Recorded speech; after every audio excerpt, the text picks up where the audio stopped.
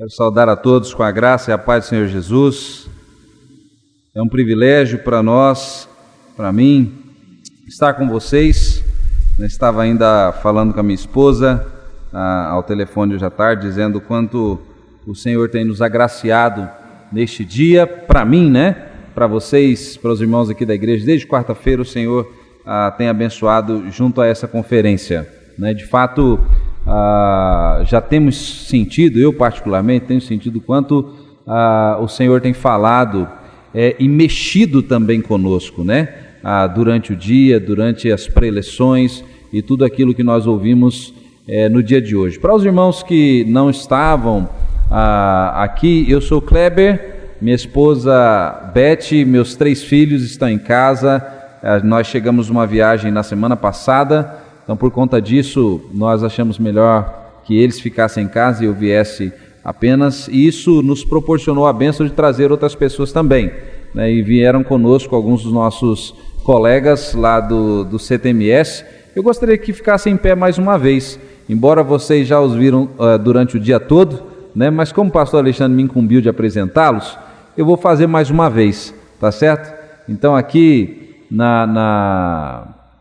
primeiro desta fila aqui é o Glauber, na cena aí, Glauber, para todo mundo, paraibano, colega nosso do ministério nos últimos 5 anos, talvez, 5 anos e meio, que a gente tem trabalhado junto, servido ao Senhor ali no centro de treinamento, grande parceiro e servo do Senhor. Nós temos ali o Samuel, a Ana Cláudia, a esposa dele, viria, mas não deu certo também. Na viagem da semana passada eles também estavam conosco, então não foi possível que ela viesse, mas foi uma bênção Samuel estar conosco. Então está no final do treinamento agora, faltando 2 semanas, para terminar o treinamento, estão se preparando para o campo missionário. Obrigado, Samuel. Rodrigo e Jéssica já foram apresentados, mas tenho o prazer de apresentar mais uma vez, também há 2 semanas, de concluírem o treinamento missionário, irmãos queridos que têm nos apoiado de diversas formas, são parceiros nossos nessas aventuras e andanças que a gente faz por aí. Obrigado. E lá atrás nós temos Zenilton Peuá, e a Adriana, nossa família querida também lá de Rondônia, também faltando 2 semanas para terminar o treinamento missionário, também estão se preparando para o campo. Obrigado, irmãos. Lembrem-se, queridos, sempre de orar por nós, orem por nós para que o Senhor continue usando o CTMS, o Centro de Treinamento Missionário, e a vida daqueles que lá estão, para o treinamento dos obreiros que por ali passam, Nosso desejo cada vez mais é que pessoas cheguem com o interesse de doar as suas vidas, de gastar no melhor sentido possível e investir a sua vida nesta obra que é o melhor empreendimento que alguém pode fazer, E o nosso desejo, quem sabe, é de ver alguns irmãos estando lá conosco e indo para o campo missionário também, amém? Lembrem de orar por nós, com certeza nós estaremos orando pelos irmãos aqui, a igreja local em Serrana. É um privilégio muito grande. Obrigado, pastor Alexandre, obrigado, irmãos, pelo convite e pela confiança de podermos compartilhar com vocês da palavra de Deus. Meus irmãos, eu quero trabalhar um tema com vocês nesta noite. Nós temos falado o dia todo a respeito da obra missionária, a respeito de missões e daquilo que o Senhor está fazendo no mundo, da tarefa que temos. Hoje falamos tanto das missões locais e urbanas, como também das missões transculturais. Ouvimos testemunhos fortíssimos, Aqui o irmão André, o pastor André apresentou para nós das grandes necessidades que temos nas tribos indígenas, espalhadas pelo Brasil, tribos isoladas, tribos também onde se tem acesso, Nós falamos sobre os possíveis trabalhos que podemos ainda abrir. Há alguns anos, semana passada, eu estava conversando com um irmão que há alguns anos já se aposentou, um casal chamado Hélio e Helena Alberti. Hoje vocês viram aquele vídeo do Alipinho. Quantos viram esse vídeo hoje? O vídeo do Alipinho? boa parte, né? Fazendo pedido de missionários. Ele morou no Marari. O seu Hélio e a dona Helena, eles foram os primeiros brancos que o povo Yanomami viu. E eu me sentei com ele por algumas horas ali na casa deles na semana passada e estava ouvindo tudo que eles fizeram no contato para encontrarem os Yanomamis. Os irmãos fazem ideia de quanto tempo levou para que eles conseguissem fazer o contato e começar o trabalho entre os Yanomamis? O contato. Faz ideia de quanto tempo levou? 4 anos. 4 anos. Enfrentando rios, enfrentando cachoeiras, enfrentando mata, passando por grandes turbulências, né? Abriram uma pista de pouso de 600 metros por 90 de largura, no meio da selva amazônica, sem grandes maquinários, apenas com a força dos seus braços e de algumas máquinas que tinham na época. Enquanto ele me contava aquilo, a minha cabeça ia longe.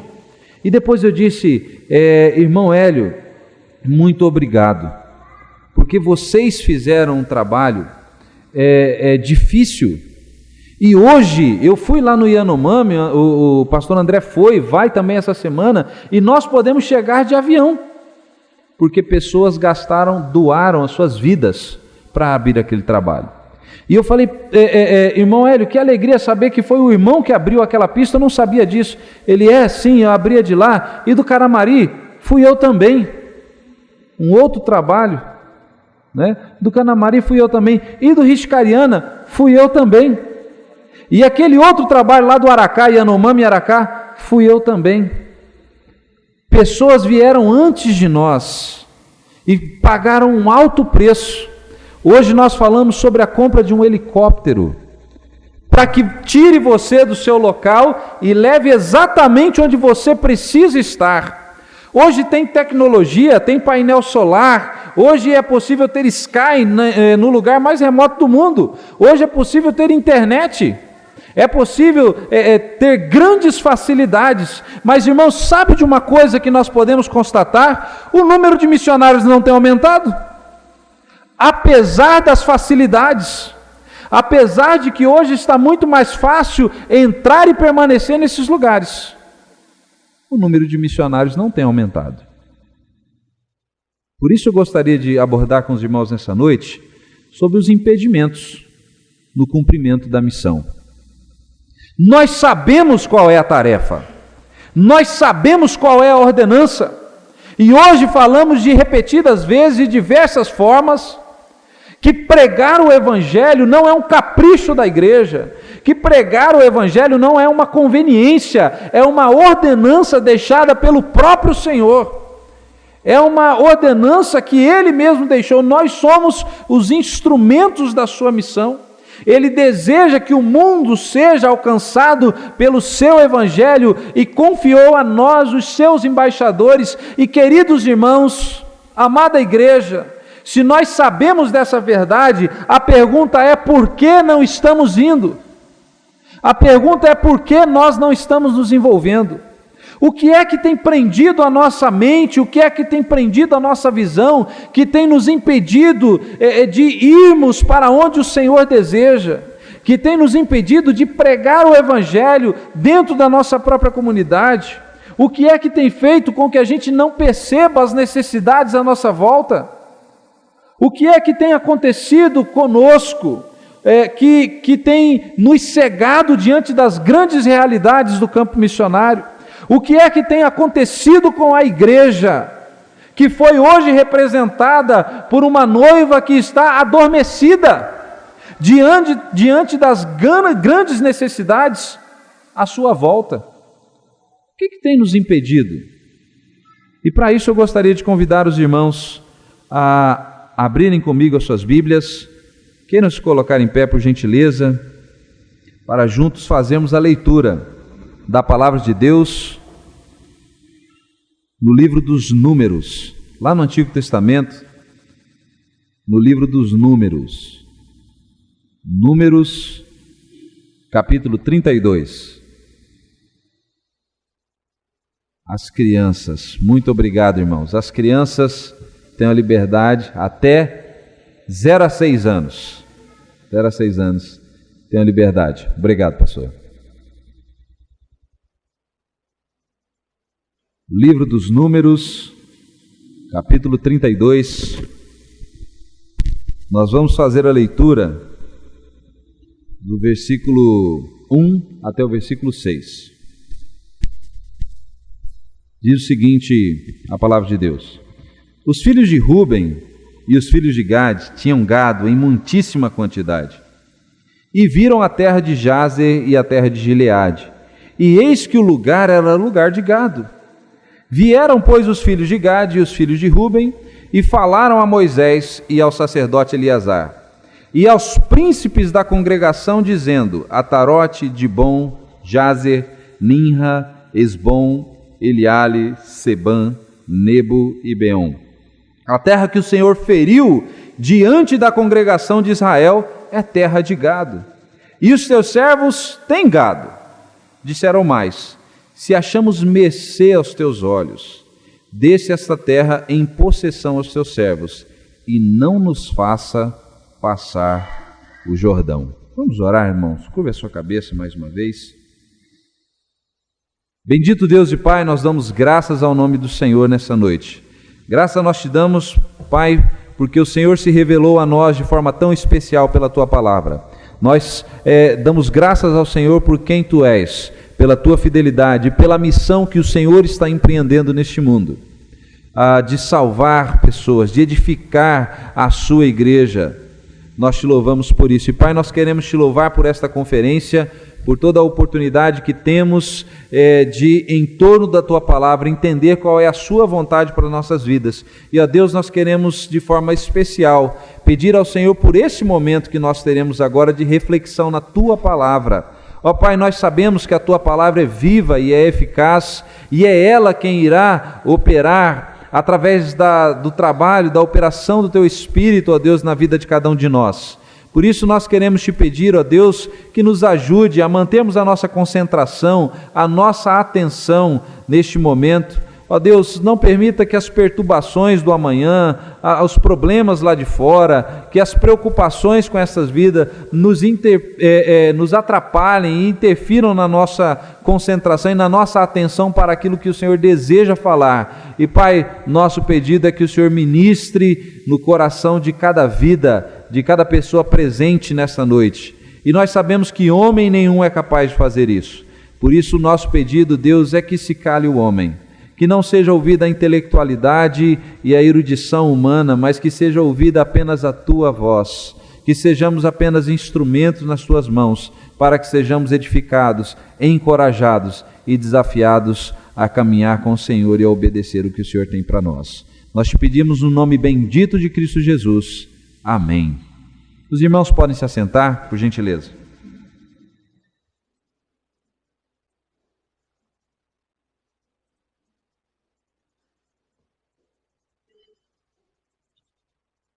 Eu tenho a impressão, meus queridos irmãos, que a nossa grande dificuldade não é de entender o nosso papel.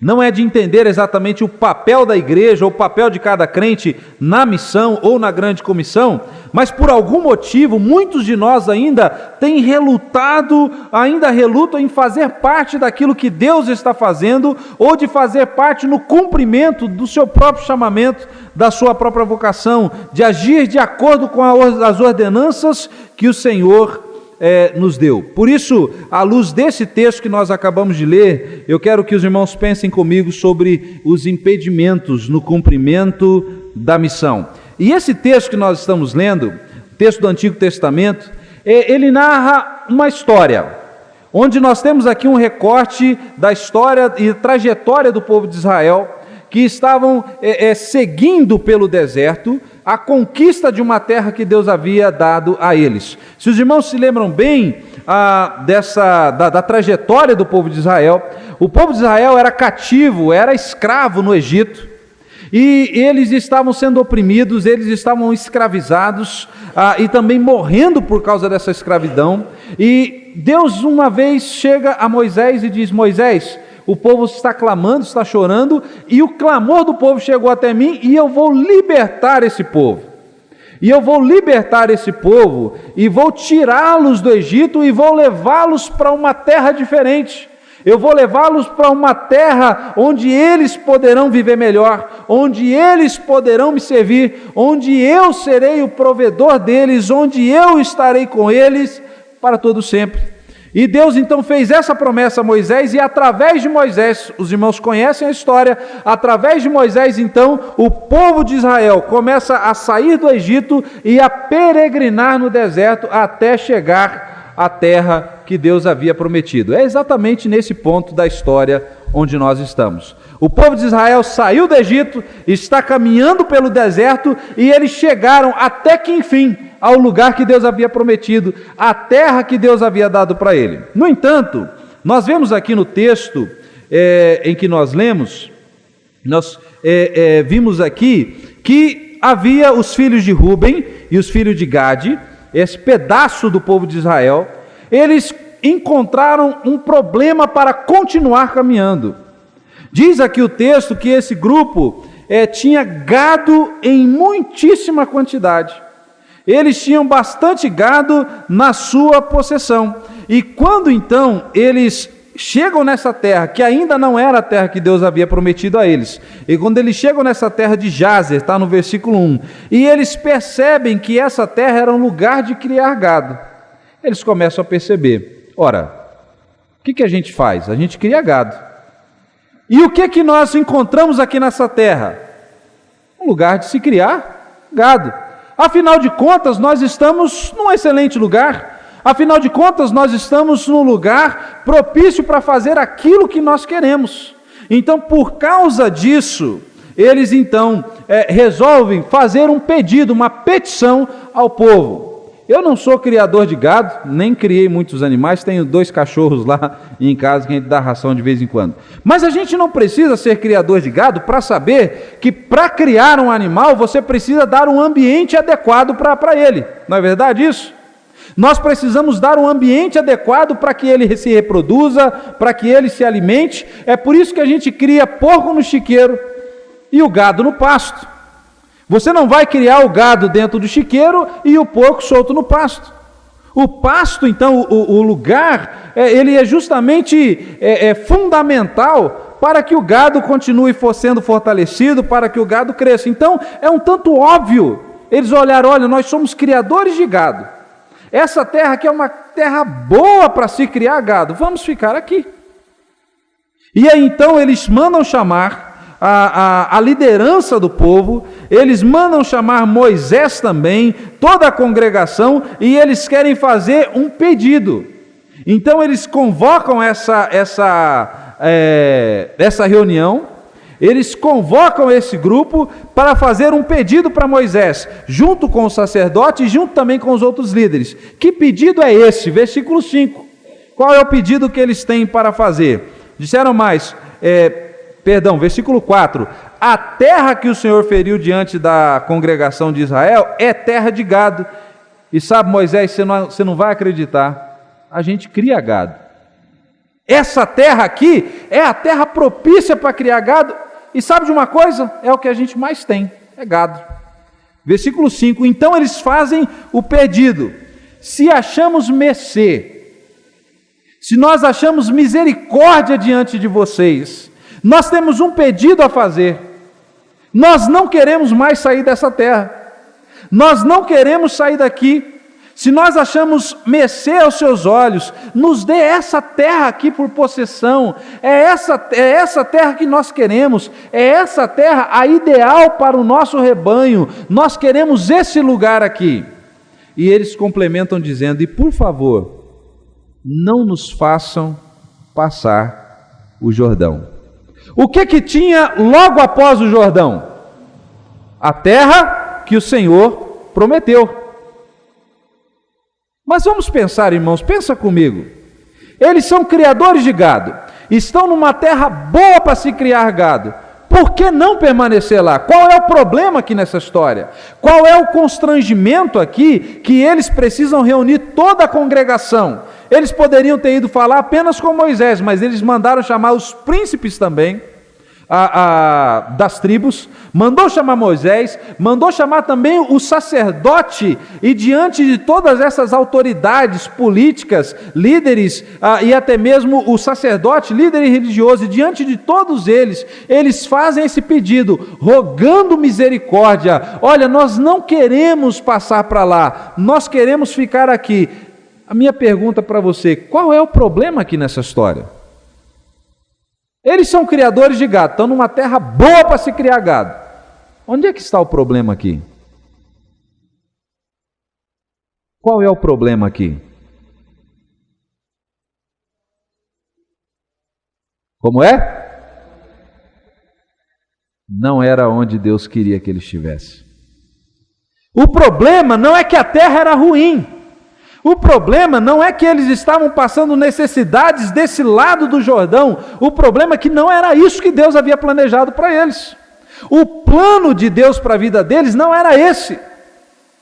O plano de Deus é para que eles passassem o Jordão e fossem até aquela terra que Deus havia prometido, terra esta que manava leite e mel, terra esta que era próspera, terra esta que era fértil para eles. Mas diante daquilo que eles estavam vivendo, eles chegam para Moisés, para a congregação, e dizem: olha, não nos faça passar o Jordão, nós não queremos mais continuar, nós não queremos mais seguir. Queridos, em outras palavras, sabe o que eles estão dizendo?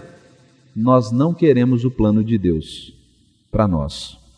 Nós não queremos a vontade de Deus. Nós sabemos que a promessa de Deus está além do Jordão, mas para a gente está bom aqui. Já está suficiente aqui. Nós não queremos passar para lá.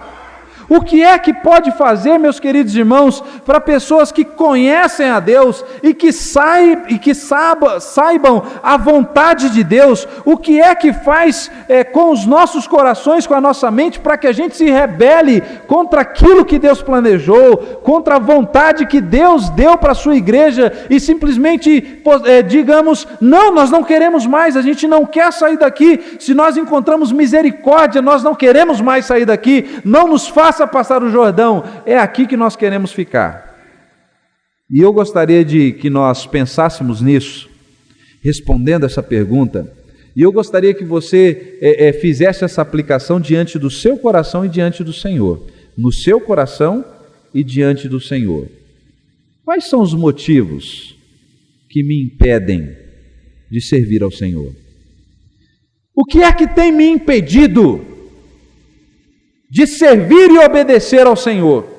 Se eu sei que o plano do Senhor é que o Evangelho seja pregado a todos os povos da terra, se eu sei que a vontade do Senhor é usar a sua igreja, e eu sei que eu faço parte da igreja, eu sei que sou comissionado pelo Senhor, eu sei que recebi uma ordem para pregar o Evangelho, mas se eu não estou fazendo a pergunta, meu querido irmão, que você deve responder a si mesmo e diante de Deus: quais são os motivos que têm me impedido de realizar a vontade de Deus?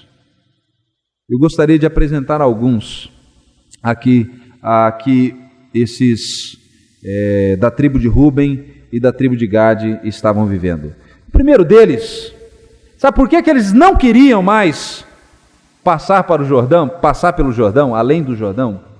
Por que eles não queriam chegar na terra prometida? Por que eles não queriam fazer a vontade de Deus?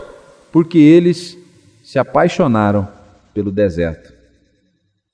Lembra que o deserto não era o plano de Deus final para a vida deles. O deserto era o caminho pelo qual eles deveriam percorrer. O deserto era o lugar onde eles deveriam peregrinar até chegar à terra que Deus havia prometido.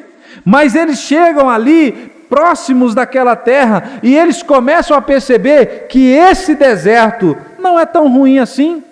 E eles peregrinaram por tanto tempo aquém do Jordão, que se acostumaram com aquele lugar. E não só se acostumaram, como também se apaixonaram pelo deserto. E por que eu digo, e por que eu estou usando a palavra apaixonaram? Porque a paixão é este sentimento que toma o nosso coração e que cega os nossos olhos diante da realidade. Quando alguém está apaixonado, ele perde a noção de realidade. O apaixonado perde noção de tempo. O apaixonado é capaz de ficar horas conversando com o alvo da sua paixão e não perceber. Não é verdade? O apaixonado é capaz de ficar horas do lado do alvo da sua paixão e não perceber que o tempo passou. O apaixonado é capaz de falar com o alvo da sua paixão e não perceber as coisas que estão acontecendo à sua volta. É por isso que eles estão apaixonados.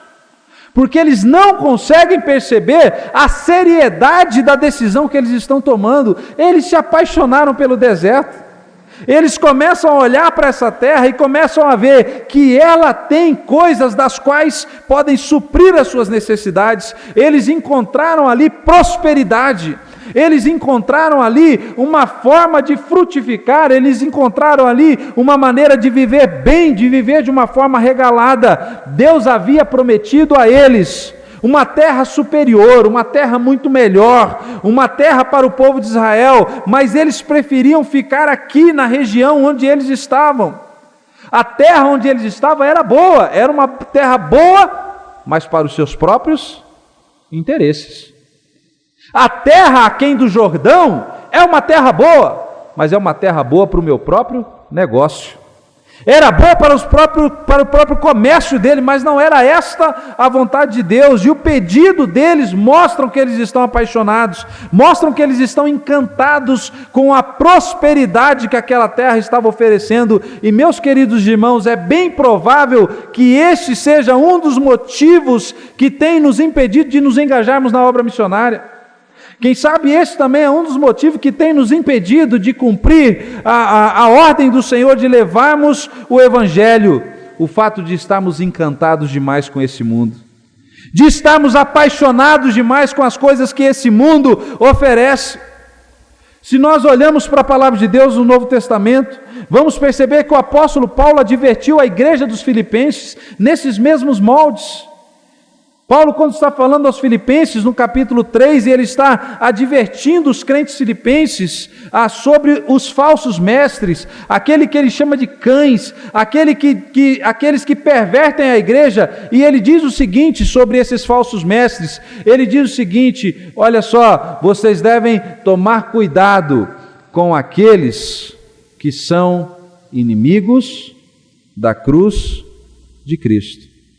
Já ouviu falar sobre os inimigos da cruz de Cristo? Abra lá sua Bíblia comigo, Filipenses capítulo 3. Olha com cuidado aí.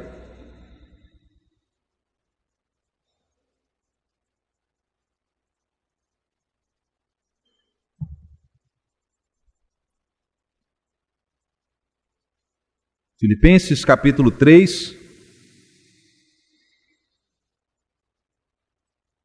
versículo 18. Pois muitos andam entre nós, dos quais repetidas vezes eu vos dizia, e agora vos digo até chorando, que são inimigos da cruz de Cristo. O destino deles é a perdição, o Deus deles é o ventre, e a glória deles está na sua infâmia, visto que só se preocupam com as coisas terrenas. É interessante que às vezes nós pensamos que o inimigo da cruz de Cristo é o ateu, é aquele que nega a existência de Deus, que o inimigo da cruz de Cristo é aquele que está lá fora, aquele que não anda com Deus, que o inimigo da cruz de Cristo é aquele contrário à fé evangélica, mas não é isso que a palavra de Deus está dizendo. Em primeiro lugar, o inimigo da cruz de Cristo anda no meio de nós. Versículo 18. Pois muitos andam entre nós. O apóstolo Paulo está falando de pessoas que estão entre nós, que ocupam os bancos das nossas igrejas, que ocupam os púlpitos das nossas igrejas, que servem aos corais, aos conjuntos musicais. Ele está falando de gente de dentro da igreja. Ele está falando, olha, eu já disse para vocês repetidas vezes, mas há muitos que estão no nosso meio, que são inimigos da cruz de Cristo. Ora, por que essas pessoas são consideradas inimigas da cruz de Cristo? Versículo 19, no final, eles só se preocupam com as coisas terrenas. Porque só se preocupam com as coisas terrenas. Faz um seguinte exercício para você mesmo. Pensa em todos os motivos que você tem. Pensa em todos os motivos que você tem para não ser um missionário. Faça uma lista de todos os motivos que você tem para não ser um missionário. Faz uma lista de todas as razões que você tem para não pregar o Evangelho, para não compartilhar a sua fé. Faz uma lista com todas as razões que você tem para não se envolver na obra do Senhor. Quantos desses motivos estão olhando para o céu? Quantos desses motivos estão olhando para Deus? É isso que Paulo está dizendo. E é por isso que Paulo diz: eu já adverti vocês e faço isso até chorando, porque é um motivo de derramar lágrimas. Há muitos de nós que vivemos nesse mundo completamente apaixonados por ele.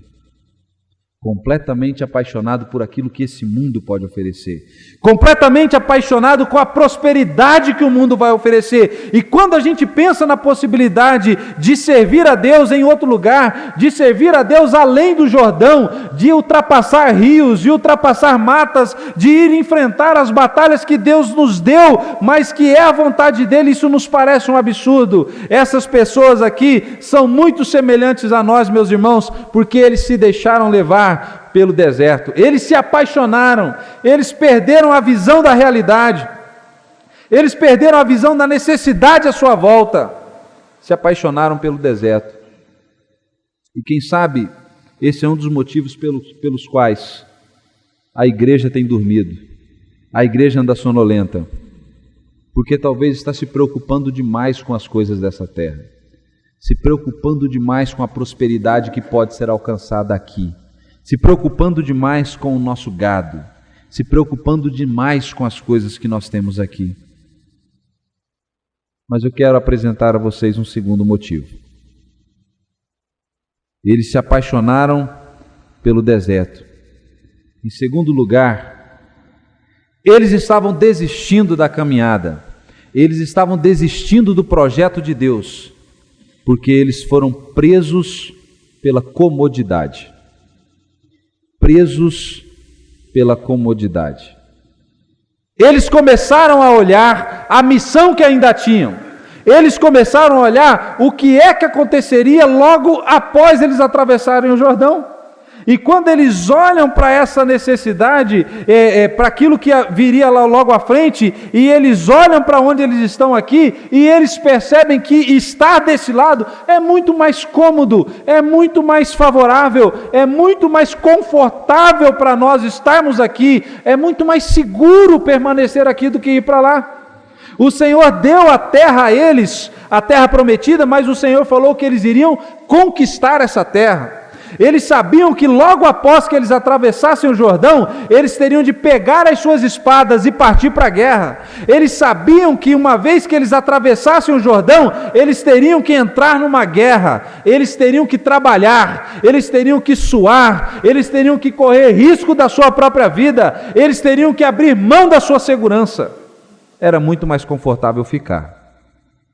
Era muito mais confortável ficar do lado de cá. A terra que eles desejavam não era a terra que Deus havia prometido, mas ela oferecia conforto.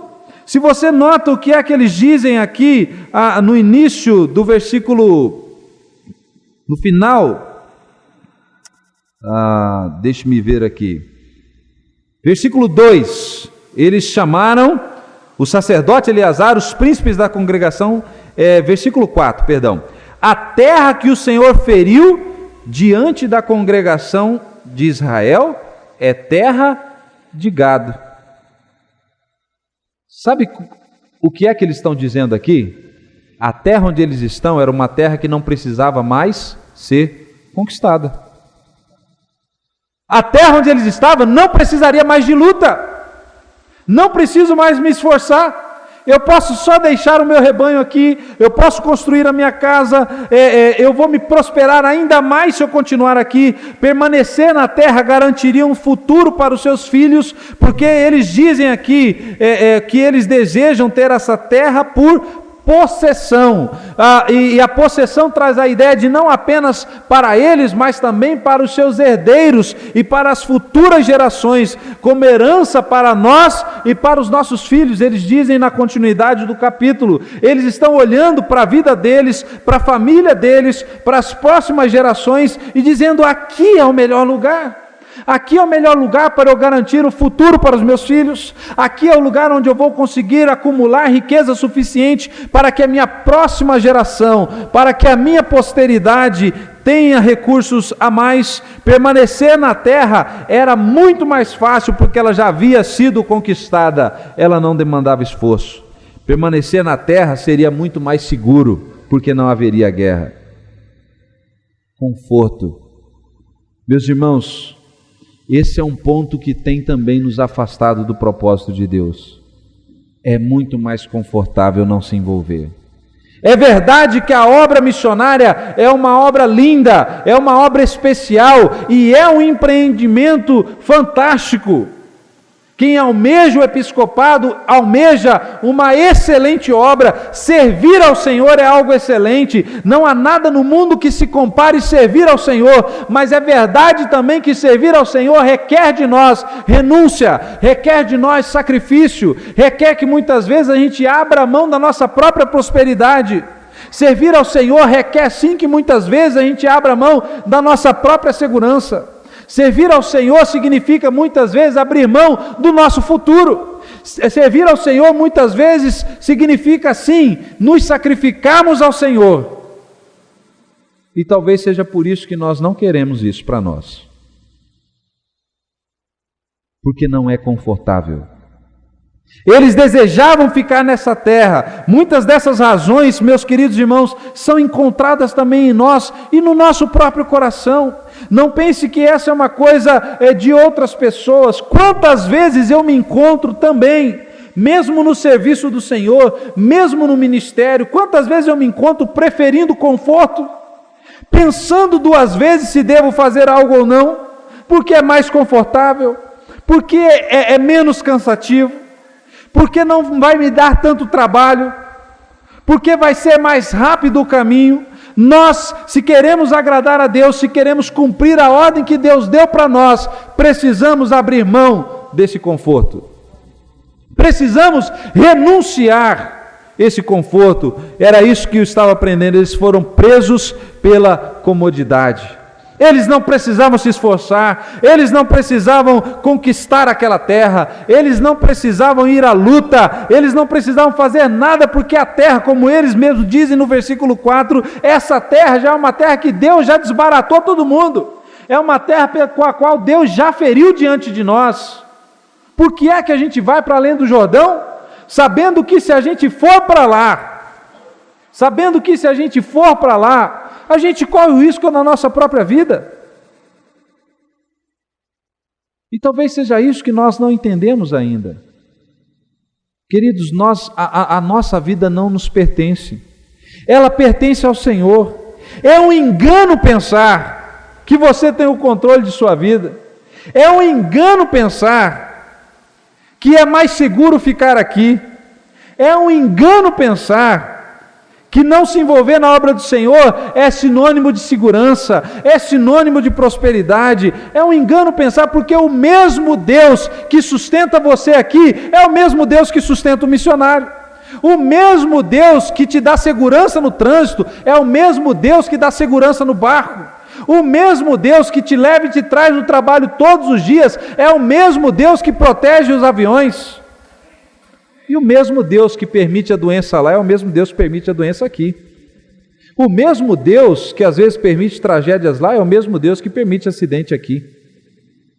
A nossa comodidade, queridos irmãos, não pode nos impedir, continuar nos impedindo de fazer a vontade de Deus. é muito mais cômodo, é muito mais fácil, é muito mais leve, é muito mais seguro. Mas sabe um exemplo que fala muito ao meu coração? É o exemplo de Davi. Todas as vezes que eu penso em comodidade, eu me lembro de Davi. Sabe o Davi? O menino que enfrentou o gigante?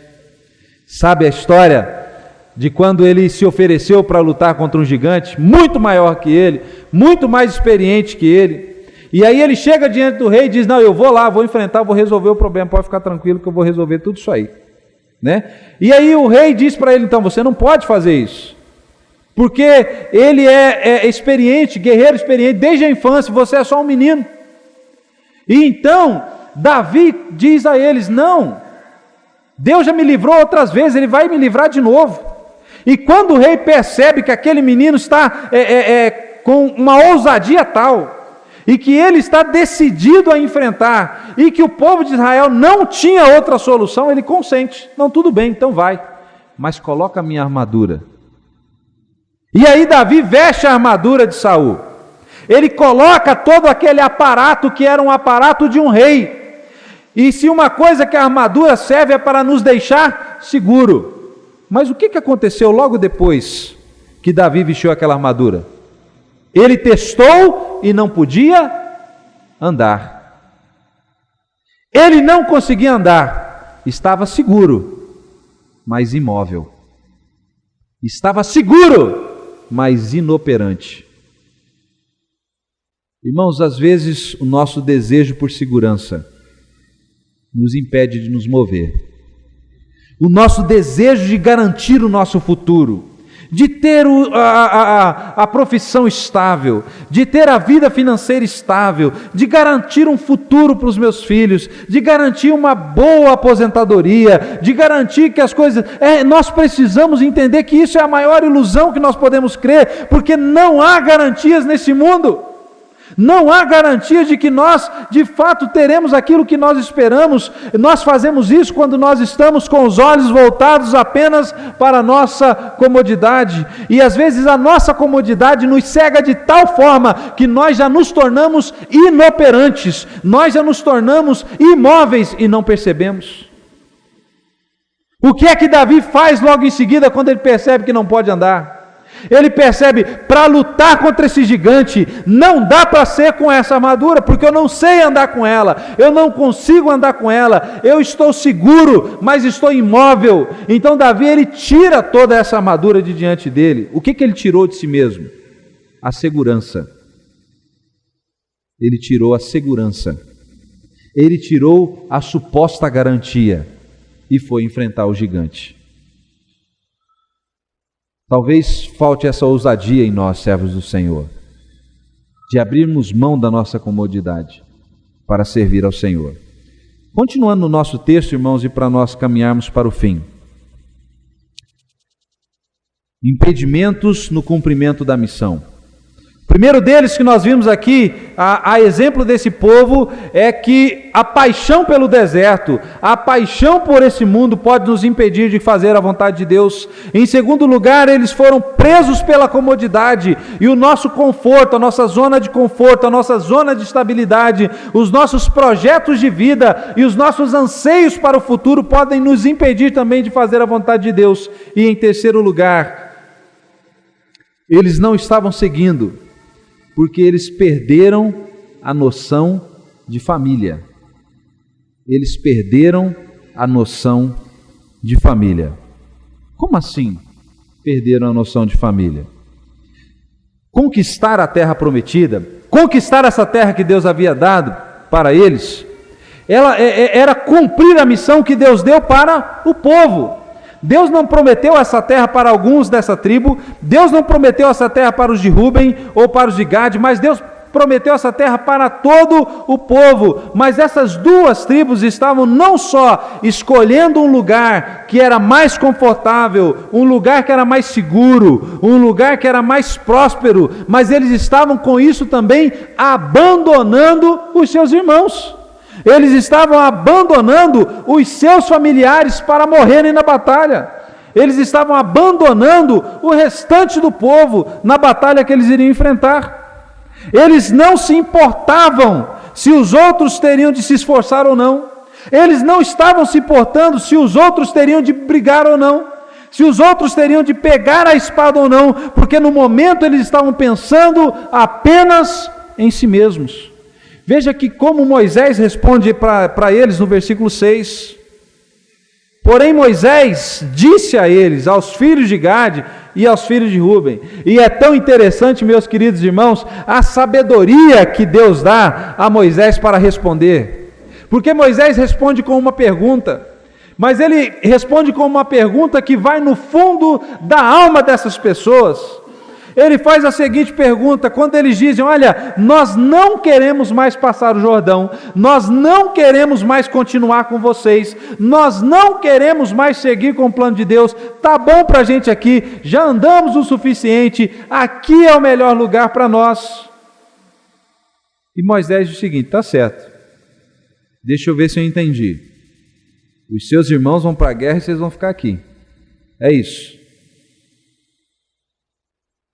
Os seus irmãos vão para a guerra e vocês vão ficar aqui. Versículo 6 ele diz, né? Irão vossos irmãos, para onde Moisés está falando que eles vão? Para a guerra, para a batalha, para a luta. E vocês vão ficar aqui, um lugar onde não precisa se esforçar. Veja que Moisés, através dessa pergunta, está fazendo um apelo à consciência dessas pessoas. Vocês perderam a noção de família, vocês perderam a noção que quando vocês ficarem aqui, e esse outro povo ir para lá, é um número menor do exército, é um número menor de pessoas, haverão baixas, pessoas morrerão lá, e talvez há risco até mesmo de perderem mais pessoas, porque vocês não querem se envolver. Eles irão para a guerra, os seus irmãos vão para a guerra, e vocês vão ficar aqui. Eles perderam a noção de família. Em nenhum momento eles usaram o termo guerra, em nenhum momento eles usaram o termo família, mas é Moisés que resgata a mente deles, dizendo, olha só, essa promessa foi dada para todos, e se vocês abandonam hoje a tarefa de vocês, isso vai recair sobre o ombro de outros. Se vocês abandonam hoje a promessa de Deus, outras pessoas terão de trabalhar dobrado, pela deserção de vocês. Outras pessoas terão de se esforçar a mais, se arriscarão a mais, pela desobediência de vocês, e eles não estavam vendo nada disso, porque estavam olhando apenas para si mesmo, apenas para o seu conforto, apenas para a sua prosperidade, apenas para o seu gado. Irmãos, isso é muito semelhante também à obra missionária, porque a obra missionária não é obra para alguns. A obra missionária não é tarefa apenas de algumas pessoas, ela é a tarefa da igreja. A igreja do Senhor é a comissionada para cumprir essa tarefa. Foi a igreja do Senhor que Ele ordenou que se pregasse o Evangelho a todas as nações. Foi a igreja que Ele comissionou a tarefa de levar e comunicar o seu Evangelho. Foi a igreja que Deus comissionou. Em Efésios nós lemos que esta mesma igreja é chamada de família de Deus. Queridos, a obra missionária é a obra da família de Deus. Ela não é obra daqueles que são chamados missionários. A obra de pregar o Evangelho não é tarefa do pastor, não é tarefa do evangelista. Pregar o Evangelho não é tarefa exclusiva de missionários. Pregar o Evangelho é tarefa da igreja. Deus conferiu esse trabalho à igreja, e nós precisamos pensar dessa forma, a minha desobediência significa trabalho extra para alguém. Quando eu não faço o meu papel, outro terá de trabalhar e se esforçar um pouco mais. Quantas e quantas pessoas, meus queridos irmãos, estão ficando esgotadas nos campos missionários, no serviço missionário, estão estafadas, estão cansadas, porque a constatação do campo missionário é que falta muita gente. E sabe, nós não somos poucos, a igreja do Senhor não é pouca, a igreja do Senhor não é pequena, a igreja do Senhor não é fraca. O que falta é envolvimento da nossa parte, é comprometimento da nossa parte, é obediência ao mandamento do Senhor. Perdemos a noção de família. Deixar que apenas alguns se envolvam é perder a noção que essa tarefa também é minha. Essa é uma tarefa que Deus também me deu. Porque eu faço parte da igreja. Queridos, a tarefa missionária será uma tarefa bem-sucedida quando a realizarmos como família. Como realizarmos como família de Deus. Nós vimos hoje à tarde a recomendação do apóstolo João à igreja, através do servo Gaio: olha, vocês precisam apoiar, vocês precisam se associar, porque nós somos cooperadores. Nós precisamos realizar essa tarefa em conjunto. Sabe o que acontece quando muitos de nós não queremos nos envolver no projeto de Deus? Olha o versículo 7, nós não lemos o versículo 7 inicialmente, mas eu gostaria que você se atentasse para ele. Moisés diz o seguinte, logo depois de fazer essa pergunta, ele faz uma outra pergunta: por que, pois, desanimais o coração dos filhos de Israel, para que não passem a terra que o Senhor lhes deu? Tem duas coisas que a nossa desobediência faz. Primeira, desencoraja outros, desanima os outros. Por que vocês estão desanimando o povo de Israel? Por que vocês estão desencorajando o povo? A primeira coisa que a nossa desobediência faz é desencorajar outras pessoas, é desanimar aqueles que estão indo, é frustrar aqueles que desejam. E na pergunta de Moisés tem um segundo efeito também da nossa desobediência. Primeiro, nós fazemos com que pessoas se desanimem da obra. E em segundo lugar, para que não passem a terra. A nossa desobediência pode influenciar que outros desobedeçam também. Se tem uma coisa que a nossa desobediência não é estéril. A nossa desobediência não só pode ser um pecado contra o Senhor, mas pode afetar também a vida dos outros. É isso que Moisés está dizendo. Se vocês desistirem dessa obra, outros ficarão desanimados também. Se vocês disserem que não podem ir, outros vão começar a se perguntar: bom, se eles não podem ir, ou melhor, se eles podem ficar, eu acho que eu posso ficar também. Se eles não precisam lutar, por que eu preciso? Se eles não se envolvem, por que eu preciso me envolver também?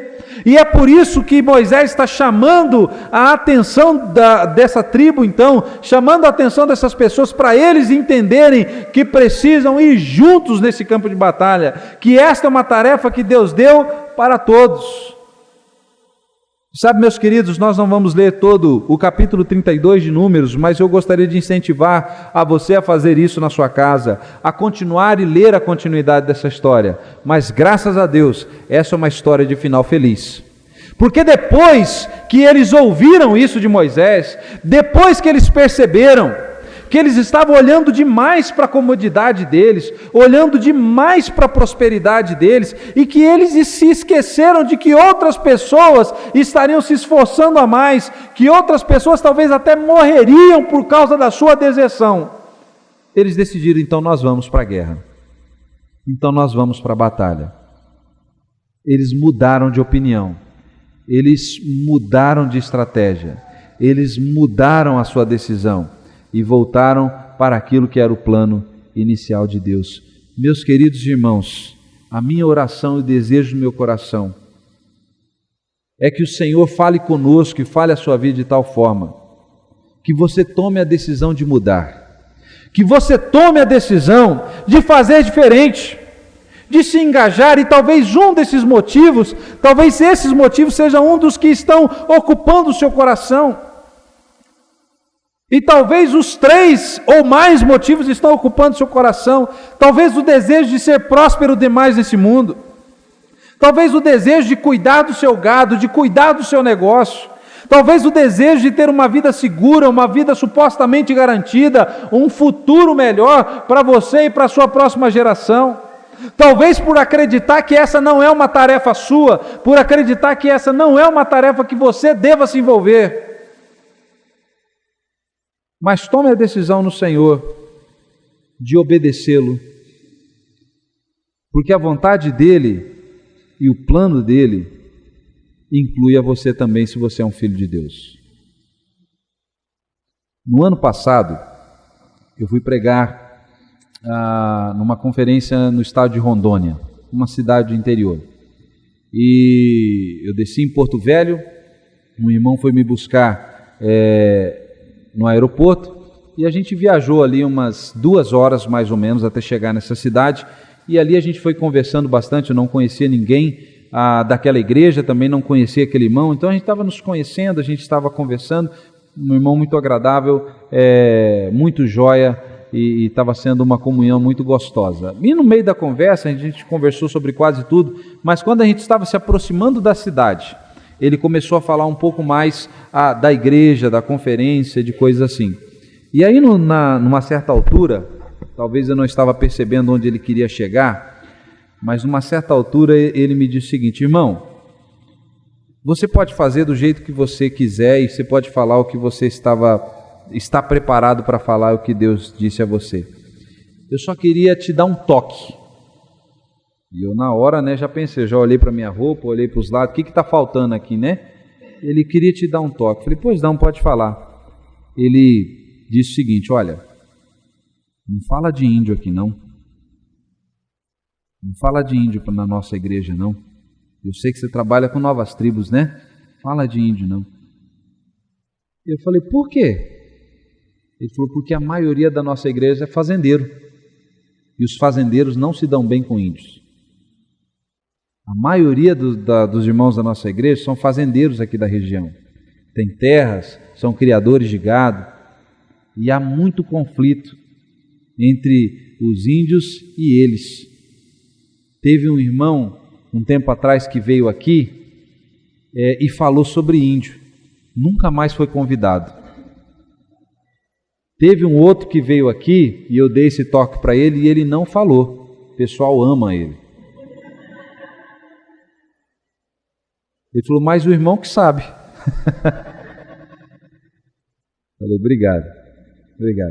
E eu me lembrei desse texto. E foi sobre esse texto que eu preguei para eles naquela noite. Será que nós não estamos gostando demais do nosso gado? Será que nós não estamos apaixonados demais por esse mundo, meus irmãos? Será que nós não estamos gostando demais das coisas daqui? Será que nós não estamos gostando demais daquilo que esse mundo oferece?